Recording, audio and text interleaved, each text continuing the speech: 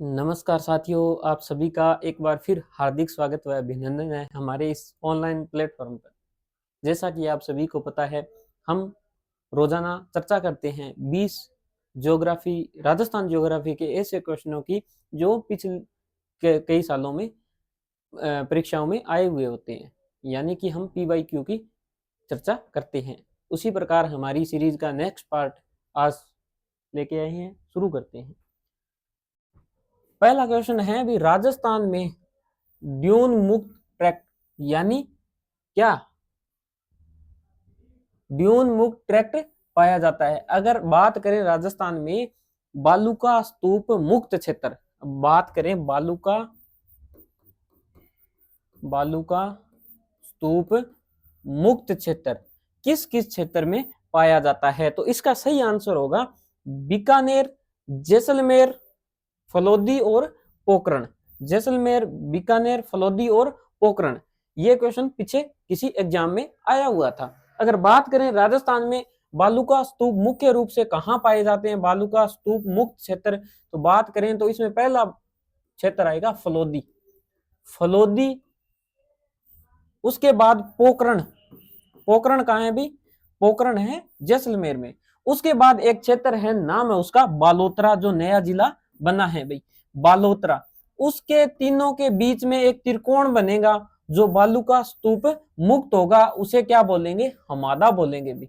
Hamada क्या होता है? पथरीला मरुस्थल होता है, पथरीला मरुस्थल। पथरीला मरुस्थल। मरुस्थल के तीन प्रकार होते हैं, मरुस्थल के तीन प्रकार होते हैं। पहला होता है हमादा, फिर होता है रेग, और फिर होता है इर्ग, तीसरा होता है इर्ग। उसमें एक टाइप है हमादा। हमादा टाइप क्या होता है? पथरीला मरुस्थल होता है, जो राजस्थान में कहां पाया जाता है? एक त्रिकोण में पाया जाता है, जिसमें फलोदी पहला, उसके बाद पोखरण और बालोतरा के तीनों के मध्य पाए जाने वाले मरुस्थल को क्या बोलते हैं? अपने बालूका स्तूप मुक्त प्रदेश बोला जाता है। तो इसका सही आंसर क्या था? बीकानेर में है, ये जैसलमेर में है, पोखरण में है और फलोदी में स्थित है भी। बात करते हैं नेक्स्ट क्वेश्चन की। नेक्स्ट क्वेश्चन है भी, राजस्थान निम्न में से थार मरुस्थल के भाग है भाई, थार के मरुस्थल का भाग है। थार का मरुस्थल पहली बात तो पाया कहां जाएगा? पश्चिमी राजस्थान में पाया जाएगा। पश्चिमी राजस्थान में क्या पाया जाएगा? थार का मरुस्थल पाया जाएगा पश्चिमी राजस्थान में। ठीक है, थार के मरुस्थल की बात करें तो गोडवाड़ प्रदेश, हाँ भाई गोडवाड़ प्रदेश, गोडवाड़ प्रदेश, शेखावाटी प्रदेश।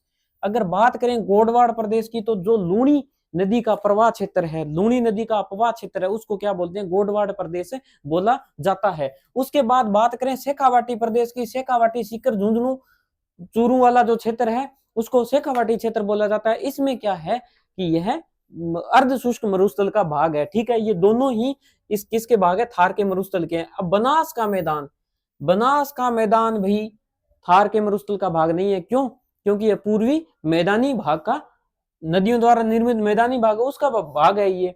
बात करें घग्गर के मैदान की, तो घग्गर का मैदान है, किसका भाग है? मरुस्थल का भाग है भी। तो इसमें आंसर क्या होगा? 1, 2, 4। अगर बात करें एक थार के मरुस्थल का 1, 2 और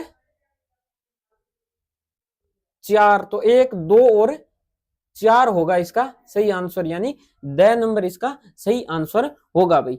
ठीक है, बात करते हैं नेक्स्ट क्वेश्चन की। नेक्स्ट क्वेश्चन है अरावली, जिसकी वर्तमान में चर्चा चल ही रही है। अरावली के को बचाने के प्रयास के लिए आंदोलन हुआ तो क्या हुआ? केंद्र सरकार को एक निर्देश या क्या प्रेस नोट जारी करना पड़ा। भी हमारा लक्ष्य क्या है? हमारा लक्ष्य अरावली को बचाना है और उसका संरक्षण करना है। खनन पट्टे को कम करने के लिए हमने राज्यों को निर्देश दे दिए, वही अरावली है भाई ये। अरावली पर्वत श्रेणी निकटवर्ती क्षेत्रों में से मरुस्थलीय प्रसार को रोकती है। ठीक है भाई, रोकती है, सही है, प्रसार को रोकती है, बिल्कुल सही बात है। इसकी बात यह सत्य है, इसी कारण आंदोलन हुआ था भाई। ठीक है, अरावली पर्वत श्रेणी संपूर्ण राज्य में दक्षिण पश्चिम उत्तर पूर्व की ओर अविच्छिन्न फैली हुई है। ठीक है भाई, बात कर रहा है भाई ये अरावली है ना, अरावली, अरावली जो फैली हुई है राजस्थान में, यह कहां से है? दक्षिण पश्चिम से उत्तर पूर्व की ओर है। सही बात है भाई, यह भी और अरावली पर्वत निकट, ये थार के मरुस्थल को क्या है, फैलने से रोकती है, थार के मरुस्थल को फैलने से रोकती है। थार के मरुस्थल को फैलने से रोकेगी, कारण क्या है, ये इसकी दिशा ही ऐसी है। तो यह बात सही है और यह कथन भी सही है, कारण भी सही है। तो इसका सही आंसर होगा ए आर, दोनों सही है। ए है, आर है जो ए की सही व्याख्या करता है भाई। ठीक है, बात करते हैं नेक्स्ट क्वेश्चन की। नेक्स्ट क्वेश्चन है, राजस्थान में अरावली का कौन सा भाग सर्वाधिक वर्षा प्राप्त करता है। अगर बात करें राजस्थान में, तो राजस्थान का सर्वाधिक वर्षा वाला जिला कौन सा है, तो सर्वाधिक वर्षा वाला जिला है झालावाड़ जिला। झालावाड़ जिले की बात करें तो राजस्थान में सर्वाधिक जिला वर्षा प्राप्त करने वाला जिला है। उसके बाद अगर बात आ जाए राजस्थान में सर्वाधिक वर्षा कौन से स्थान पर होती है, स्थान है कौन सा, माउंट आबू, आबू स्थान जहां सर्वाधिक वर्षा होती है। स्थान की बात कर ले तो आबू है, जिला की बात कर ले तो झालावाड़ है।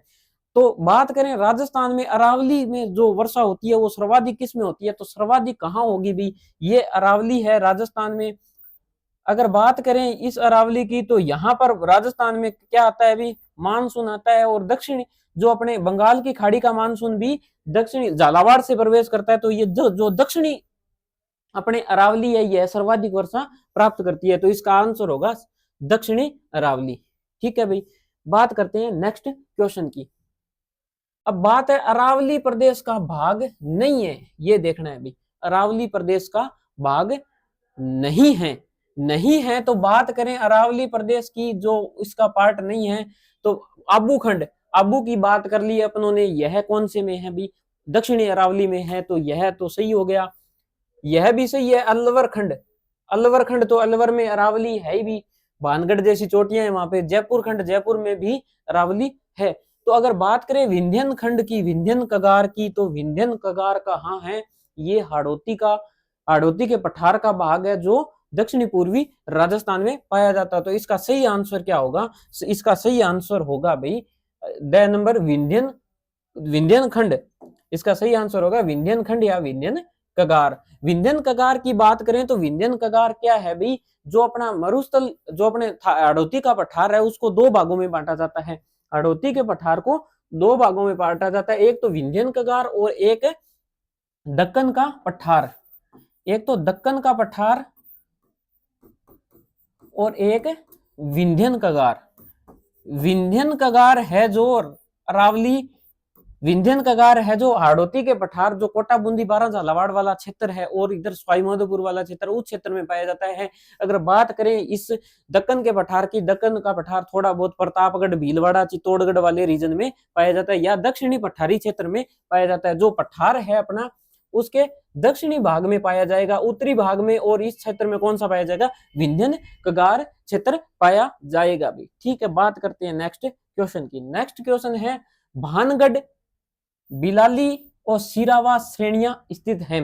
भानगढ़, बिलाली और सीरावास, ये श्रेणियां हमारे अलवर में स्थित है। तीनों ही चोटियां कहाँ है, अलवर में स्थित है।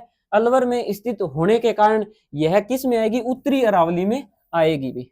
अगर बात करें राजस्थान में अरावली की, तो अरावली को कितने भागों में बांटा गया है, राजस्थान में 3 भागों में बांटा गया है। पहला भाग है उत्तरी अरावली, दूसरा है मध्य अरावली, और तीसरा है दक्षिणी अरावली। अगर बात करें उत्तरी अरावली की, तो उत्तरी अरावली कहां से है, उत्तरी अरावली झुंझुनू के सिंघाना से लेकर सांबर तक है भाई। सिंघाना टू सांबर का क्या है, उत्तरी अरावली है। बात करें मध्य अरावली की, तो सांबर झील से लेकर देवगढ़ राजसमंद, कौन सा स्थान है यहाँ पर, देवगढ़। देवगढ़ कहाँ है, राजसमंद में है भाई। देवगढ़ राजसमंद तक क्या पाया जाता है, मध्य अरावली पाई जाती है। उसके बाद देवगढ़ राजसमंद से लेकर सिरोही तक कौन सा क्षेत्र होगा, देवगढ़ राजसमंद से लेकर सिरोही तक होगा दक्षिणी अरावली। तो अपने अरावली को राजस्थान में 3 भागों में बांट सकते हैं भाई। अगर बात करें उत्तरी अरावली की सबसे ऊंची चोटी, अब उत्तरी अरावली की सबसे ऊंची चोटी है रघुनाथगढ़, उसकी ऊंचाई कितनी, 1055 मीटर भाई।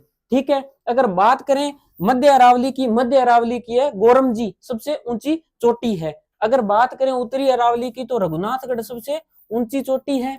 रघुनाथगढ़ मोयरजी किसकी है? मध्य अरावली की। और दक्षिणी अरावली की आप सभी को पता है, सिरोही में स्थित एक चोटी है, नाम है उसका गुरु शिखर, ऊंचाई है 1722 मीटर भाई। अगर बात करें मोयरजी की ऊंचाई की, तो इसकी ऊंचाई है 934 मीटर भाई। अगर बात करते हैं नेक्स्ट क्वेश्चन की, नेक्स्ट क्वेश्चन है आबू पर्वत क्षेत्र मुख्य से निर्मित है, चट्टानों से बताना है भी किससे निर्मित है। तो बात करें आबू की, तो आबू पर्वत कहाँ है भाई? आबू पर्वत अपनी बात करें आबू पर्वत की, आबू पर्वत है कहाँ? आबू पर्वत है सिरोही में। तो यहां पर आबू का पठार भी पाया जाता है। बात करें सिरोही में, तो सिरोही में क्या पाया जाएगा? आबू का पठार भी पाया जाएगा। आबू का पठार, आबू का पठार पाया जाता है। कहां पाया जाता है? सिरोही में। ठीक है। राजस्थान का सबसे ऊंचा पठार, बात करें राजस्थान के सबसे ऊंचे पठार की, तो कौन सा है? उड़िया का पठार। ये है 3 नंबर का पठार है। बात करते हैं नेक्स्ट क्वेश्चन की, निम्न में से कौन सा समतल उच्च मैदान है? उच्च मैदान, समतल मैदान उच्च हेरोन महोदय द्वारा तृतीय पेनी प्लेन के रूप में पहचान किया गया। तृतीय पेनी प्लेन, क्या नाम है? पेनी प्लेन। तृतीय पेनी प्लेन किसे कहा गया? तो ये कहा गया मालपुरा करौली। मालपुरा करौली के मैदान को क्या कहा गया? तृतीय पेनी प्लेन कहा गया। ये एक थे एम होरेन, एक भूगोलवेता थे, नाम था उसका एम हेरोन। उन्होंने तृतीय पेनी प्लेन किसे कहा भाई? मालपुरा करौली के मैदान को तृतीय पेनी प्लेन कहा। मालपुरा है मालपुरा करौली का मैदान। अगर बात करें मालपुरा करौली के मैदान की, तो मालपुरा करौली का मैदान कहाँ स्थित है? मालपुरा करौली के मैदान की बात करें तो मालपुरा करौली का मैदान कहाँ स्थित है? तो यह है मालपुरा टोंक से लेकर, एक स्थान है मालपुरा टोंक में, वहां से लेकर करौली के मध्य जो बनास नदी बहती है, उसके जो रीजन आता है उसको क्या बोलते हैं? मालपुरा करौली का मैदान। मालपुरा करौली से टोंक से करौली के मध्य है, यानी कि जो ये राजस्थान का यह दिश है, यहाँ पर टोंक आ गया। इस क्षेत्र में क्या है? मालपुरा करौली का मैदान है। बात करें इसकी मृदा की, तो यहाँ पर किस प्रकार की मृदा पाई जाती है? मालपुरा करौली में मृदा पाई जाती है भूरी मृदा भाई। बात करें यहाँ की मृदा की, तो यहाँ पर मृदा पाई जाती है भूरी मृदा। बात करें यहाँ पर नदियां, तो नदियां मुख्य रूप से बहती है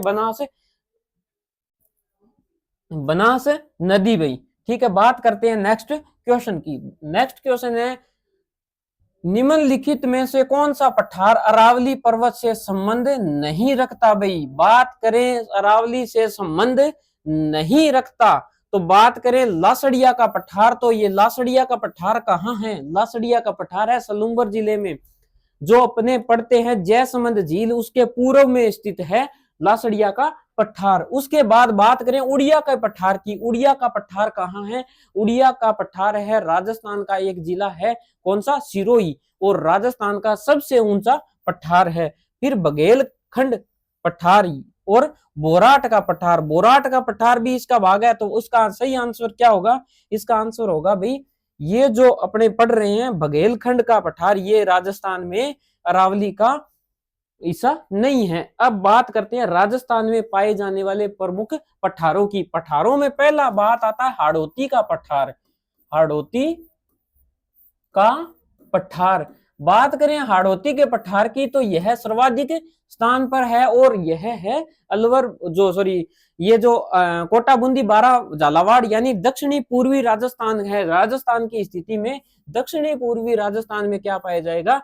हाड़ौती का पठार पाया जाएगा। बात करें राजस्थान में दूसरे पठार की, तो उड़िया का पठार, यह छोटी जगह है भाई। उड़िया का पठार यह है सिरोही में। बात करें सिरोही की, तो सिरोही में पाया जाता है।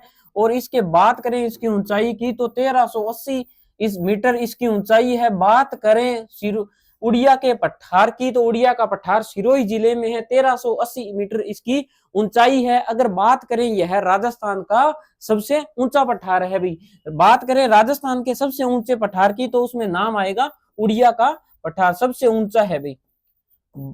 ठीक है, बात करें नेक्स्ट पठार की, तो नेक्स्ट पठार है कौन सा? बोराट का पठार। 3 नंबर है बोराट का पठार। बोराट के पठार की बात करें तो इसकी ऊंचाई है 1260 मीटर के आसपास। यह राजस्थान का दूसरा सबसे ऊंचा पठार है। बात करें बोराट के पठार की, तो दूसरा सबसे ऊंचा पठार कौन सा है? बोराट का पठार है भाई, दूसरा सबसे ऊंचा पठार। ठीक है, उसके बाद बात करें 3 नंबर, तो आबू का पठार। यह आबू का पठार कहाँ है? आबू का पठार स्थित है कहाँ भाई? सिरोही में ही है, सिरोही में है आबू का पठार, सिरोही में। अगर बात करें राजस्थान के नेक्स्ट पठार की, तो नेक्स्ट पठार है लासड़िया का पठार। कौन सा पठार है? लासड़िया का पठार। नेक्स्ट पठार है लासड़िया का पठार। लासड़िया के पठार की बात करें तो यह पाया जाएगा कहां? सलूम्बर जिले में, लासड़िया का पठार। जैसे राजस्थान में ये क्षेत्र है राजस्थान का, तो ये सिरोही में पाया जाएगा आबू, फिर राजसमंद में बोराट का पठार, फिर आ गया उड़िया का पठार, फिर लासड़िया का पठार कहाँ है? सलूम्बर जिले में है। फिर बात करते हैं चित्तौड़गढ़ की, तो चित्तौड़गढ़ जिले में 3 पठार पाए जाते हैं। एक तो मेसा का पठार, मेसा पठार, मानदेसरा का पठार, मानदेसरा पठार, और तीसरा है धीराजी का पठार, धीराजी का पठार। यह 3 पठार कहां पाए जाएंगे? चित्तौड़ जिले में पाए जाएंगे भी। बात करते हैं नेक्स्ट पठार की, तो नेक्स्ट पठार है अपना, बात करते हैं नेक्स्ट पठार की, तो नेक्स्ट पठार है अपना कौन सा? नेक्स्ट पठार है ऊपर माल का पठार। ऊपर माल का पठार, ऊपर माल का पठार, ऊपर माल का पठार भैंसरोडगढ़ चित्तौड़गढ़ से कहां तक? भैंसरोडगढ़ चित्तौड़गढ़ से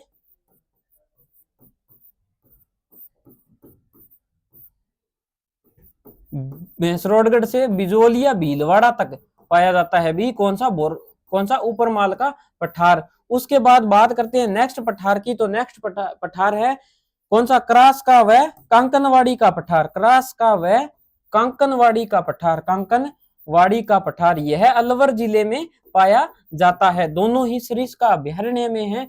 कौन सा? क्रास का व कांकनवाड़ी का पठार। ये थे राजस्थान के प्रमुख पठार भाई। बात करते हैं नेक्स्ट क्वेश्चन की। नेक्स्ट क्वेश्चन है बनास मैदान के संदर्भ में निम्न कथनों पर विचार कीजिए और दिए गए कूटों के आधार पर सही उत्तर का चयन कीजिए। अब बात करें यह मैदान कृषि के लिए अनुपयुक्त है, तो यह बात बिल्कुल गलत है भाई। यहाँ भूरी मृदा पाई जाती है और कृषि होती है। ठीक है, इसकी औसत समुद्र तल से ऊंचाई 150 से 300 मीटर है। ठीक, सही बात है भाई। इसकी जलोढ़ मृदा का जमाव पाया जाता है। बिल्कुल भाई, बनास नदी अपने साथ क्या लाती है? जलोढ़ मृदा लाती है, तो उसका जमाव पाया जाएगा भाई। इसका ढाल पश्चिम की ओर है। बात करें बनास नदी की, तो बनास नदी निकलती है कहां से? खमनोर की पहाड़ी राजसमंद से निकलती है भाई। बात करें किसकी? राजसमंद नदी की, तो सॉरी बनास नदी की, तो बनास नदी निकलेगी खमनोर की पहाड़ी, खमनोर पहाड़ी वेरों का मठ राजसमंद से निकलेगी। उसके बाद यह चलेगी और इसका समापन कहां होगा? समापन कहां होगा भाई? समापन होगा सवाई माधोपुर में। सवाई माधोपुर में इसका समाप्त हो जाएगी यह नदी। किसमें? चंबल में। वहां पर एक क्या बनाएगी? त्रिवेणी संगम बनाएगी, बनास, चंबल और सीप नदी। सीप, बनास और चंबल एक क्या बनाएगी? चंबल एक क्या त्रिवेणी संगम बनाएगी। वहां पर है रामेश्वरम घाट, रामेश्वरम घाट वहां स्थित है। वहां पर 3 नदियां मिलेगी। पहली नदी इधर से आएगी, नाम है उसका बनास। चंबल इधर की ओर जा रही है, और यहां से मध्य प्रदेश से एक नदी आएगी, नाम है उसका सीप। ये त्रिवेणी संगम बना लेगी सवाई माधोपुर में, और इसको क्या बोलेंगे? रामेश्वरम घाट स्थान बोलेंगे भाई। ठीक है, ये थी चंबल नदी, सॉरी बनास नदी। अब बात करते हैं अपने बनास नदी पे कौन सा कथन सत्य, यह इसका ढाल पश्चिम की ओर है। अगर बात करें यह नदी इस ओर बह रही है तो इसका ढाल क्या है भाई, इस ये अरावली आ गई, ये इसका ढाल पूर्व की ओर है ना कि पश्चिम की ओर। ढाल कहाँ है, पूर्व की ओर है। तो इसका 1 नंबर गलत है, 4 नंबर गलत है, यानी 2 और 3 सही है। इसका सही आंसर होगा ब नंबर भाई। ठीक है, बात करते हैं नेक्स्ट क्वेश्चन की। नेक्स्ट क्वेश्चन है दक्षिणी पूर्वी पठार के 2 भाग है। पहले ही बता दिया ये दक्षिणी पूर्वी पठार के 2 भाग कौन कौन से हैं, तो विंध्यन का पठार और दक्कन का पठार। बात करें विंध्यन का पठार की और दक्कन के पठार की, तो इसका आंसर होगा ब नंबर सही होगा भाई। चर्चा अपनी हो चुकी है पहले ही इस मुद्दे पे। अब है डग गंगधर उच्च भूमियां। डग गंगधर उच्च भूमियां कहां है भाई, तो बात करें यह उत्तरी अरावली प्रदेश में नहीं है भाई, दक्षिणी में नहीं है, हाड़ौती के पठार प्रदेश में है भाई। यह डग गंगधर उच्च भूमि है जो कहां पाई जाती है, झालावाड़ में पाई जाती है भाई। झालावाड़ में डग गंगधर उच्च भूमि पाई जाती है। तो इसका किसका पार्ट होगी, ये पार्ट होगी हाड़ौती पठारी प्रदेश का भाई। ठीक है, बात करते हैं नेक्स्ट क्वेश्चन की। नेक्स्ट क्वेश्चन है घोड़े की नाल की आकृति वाली रामगढ़ पहाड़ी। अब बात करें घोड़े के नाल की आकृति की कौन सी पहाड़ी, रामगढ़ पहाड़ी कहां पाई जाती है भी। बात करें घोड़े के आकार की कौन सी पहाड़ी को कहां पाई जाती है ये शाहबाद मुकंदरा हिल्स की पहाड़ी नहीं भाई, शाहबाद उच्च भूमि में, ये बिल्कुल सही है, शाहबाद उच्च भूमि पाई जाती है रामगढ़ पहाड़ी, जो किसकी आकृति की है, घोड़े की आकृति की। अब बात करें राजस्थान की विशिष्ट आकृतियों के कुछ पहाड़ियां पाई जाती है, विशिष्ट आकृति है उनकी बात कर लेते हैं अपने। बात करें विशिष्ट आकृति पहाड़ी की, बात करें राजस्थान में गोलाकार पहाड़ी कहां पाई जाती है, तो गोलाकार पहाड़ी कहां पाई जाएगी भी, गोलाकार पहाड़ी पाई जाएगी बाड़मेर में, बाड़मेर में। अगर बात करें अपने कौन सी तस्तरीनुमा, कौन सी तस्तरीनुमा पहाड़ी कहां पाई जाएगी, तस्तरीनुमा पहाड़ी, तस्तरीनुमा बात करें तस्तरीनुमा पहाड़ी तो उदयपुर में पाई जाएगी। अब बात करते हैं कहां, घोड़े के नाल जैसी, घोड़े के नाल जैसी कहां पाई जाएगी, घोड़े के नाल जैसी आकृति की पहाड़ियां कहां पाई जाएगी, घोड़े के नाल जैसी आकृति की पहाड़ियां कहां पाई जाएगी भाई, ये पाई जाएगी नाल की जैसी आकृति की पहाड़ी कहां पाई जाएगी, रामगढ़ में, रामगढ़ 12 में भाई। अब बात करते हैं नेक्स्ट की। नेक्स्ट है अपने अर्धचंद्राकार पहाड़ियां कहां पाई जाती है, अर्धचंद्राकार पहाड़ी। बात करें अगर अर्धचंद्राकार पहाड़ी की, तो अर्धचंद्राकार पहाड़ी कहां पाई जाएगी, अर्धचंद्राकार मुकंदरा हिल्स की जो पहाड़ी है वो अर्धचंद्राकार है। तो बात करें अर्धचंद्राकार की कहां पाई जाएगी, अर्धचंद्राकार पाई जाएगी मुकंदरा हिल्स में भी। ठीक है, यह थी कुछ विभिन्न आकृति वाली पहाड़ियां, गोलाकार बाड़मेर में, तस्तरीनुमा उदयपुर में, नाल घोड़े के नाल जैसी कहां पाई जाएगी, रामगढ़ 12 में। और बात करें अर्धचंद्राकार तो मुकंदरा हिल्स कोटा में पाई जाएगी। अब बात करते हैं नेक्स्ट क्वेश्चन की। डांगलैंड क्षेत्र किसका भाग है भाई, जो क्षेत्र अपने चंबल नदी में पड़ते हैं डांग क्षेत्र, उसी को कहा गया यह करौली के पठार का भाग है भाई। बात करते हैं नेक्स्ट क्वेश्चन की। नाकोड़ा पर्वत को निम्न में से किस और नाम से भी जाना जाता है, तो बात करें नाकोड़ा पर्वत की, नाकोड़ा को 56 की पहाड़ी के नाम से भी जाना जाता है। बात करें अगर नाकोड़ा पर्वत की, तो इसको क्या बोलते, कहां है, पहली बात तो ये नाकोड़ा पर्वत है कहां,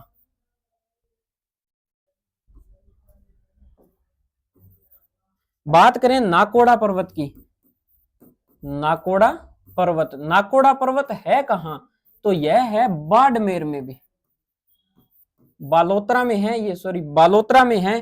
कौन सा, नाकोड़ा पर्वत कहां है भी, बालोतरा में है, बालोतरा। अगर बात करें इस क्या है बालू नाकोड़ा पर्वत?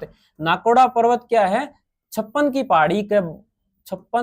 की पहाड़ी का हिस्सा ही है ये है 56 की पहाड़ी। अब बात करें नाकोड़ा पर्वत क्यों प्रसिद्ध है? नाकोड़ा पर्वत में जैन मंदिर है भी पार्श्वनाथ का, जैन मंदिर है किसका?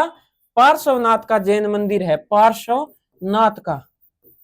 ठीक है, पार्श्वनाथ के जैन मंदिर के कारण यहां प्रसिद्ध है और इसे क्या बोलते हैं? नाकोड़ा भैरव बोलते हैं, नाकोड़ा भैरव बोलते हैं भाई। यह था अपना नाकोड़ा पर्वत। नाकोड़ा पर्वत क्यों प्रसिद्ध है भाई? जैन मंदिर है नाकोड़ा पर्वत पर भी। ठीक है, बात करते हैं नेक्स्ट क्वेश्चन की। नेक्स्ट क्वेश्चन है जालोर सिवाना की पहाड़ियां बनी हैं, जालोर सिवाना की पहाड़ियां किस से बनी हैं? बात करें भी जालोर और सिवाना की पहाड़ियां की तो ये जालोर ग्रेनाइट व रायोलाइट से बनी है, जो इसमें चट्टानें पाई जाती हैं ग्रेनाइट की।